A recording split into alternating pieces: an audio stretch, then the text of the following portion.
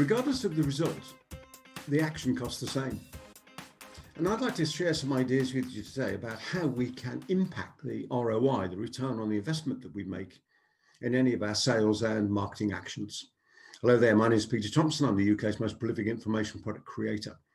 And over the last 28 years since I sold my business, since semi-retired, I've been helping people like me and you, coaches, consultants, speakers, trainers, business owners, to build for themselves a business and a life of choice by sharing the ideas that I've picked up from so many different people over life.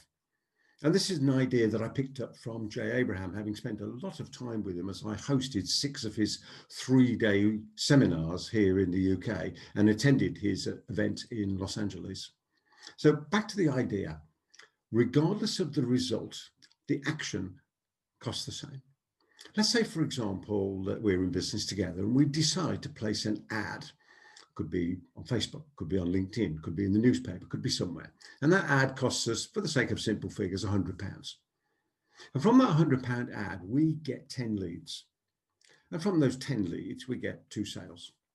So the 10 leads have cost us £10 each, haven't they? 10 times 10 is 100. And the 2 sales have cost us £50 each because we spent £100 to get the leads, to get the 2 sales. Now, regardless of the results that we get, whether we got 1 sale, no sale, 3 sales, or 10 sales, which will obviously change the acquisition cost, but the action costs the same, the £100. So the question wants to always be in our minds, how can we improve the results of the action, even though it's going to cost the same? And straight away, if it was an advert, the first thing that we would do is consider changing the headline. So we would do a headline test. We'd run the ad with one headline and we'd run the ad again with another headline. Or it may even be, if we were bringing somebody from that ad to our landing page on our website, that we would make sure that each subsequent visitor saw a different version. So we do what's called an A/B split.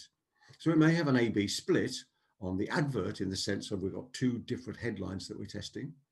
And then when somebody clicks that advert to come through maybe to our web page, each visitor gets to see the other headline that we have. So for example, let's say 100 visitors come along. Visitor 1 gets headline A, visitor 2 gets headline B, visitor 3 gets headline A, visitor 4 gets headline B, and so on. Similarly, whatever actions we take with regard to sales and marketing, the action is going to cost the same regardless of the result we get. So we're always going to ask ourselves, how high is high? Here's my suggestion to you. Get a large sheet of paper and draw a line across the middle, horizontal line, and label that line time.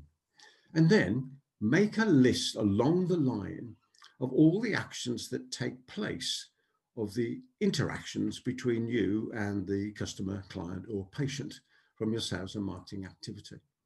And then you could be thinking about measuring the results of those actions and asking the question, how high is high?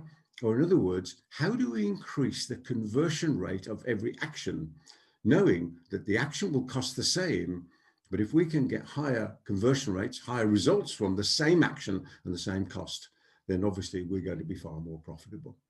So I'm sure you get the idea of this, that the action costs the same, but we can get different results by changing what we're doing.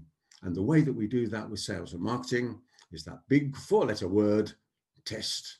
Testing everything, testing the headline, testing the opening of a conversation, testing the closing, testing the type of proposal we send, testing the landing page, testing the offer, testing the offering, testing the call to action, testing everything. Testing is what marketing's all about, so we can find out over time what it is that people are particularly likely to respond to. Well, I'm sure you can take that idea away and use it. It's certainly the idea when I do consultancy work of any type.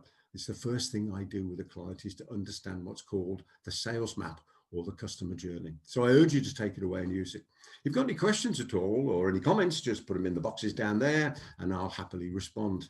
And in the meantime, I wish you every success in all your adventures in life as you continue to have freedom from anything that may have held you back and freedom to be, do and have whatever you set your heart and mind upon. I always enjoy these and I'm going to enjoy the next one. I'll see you there. Bye for now. Thanks for watching. Subscribe and hit the notification bell for more videos. Then click to watch the next video. Remember to visit our website at peterthomson.com and download your free copy of my latest book, How to Write Your Business Book in 5 days or less. Until next time, every success.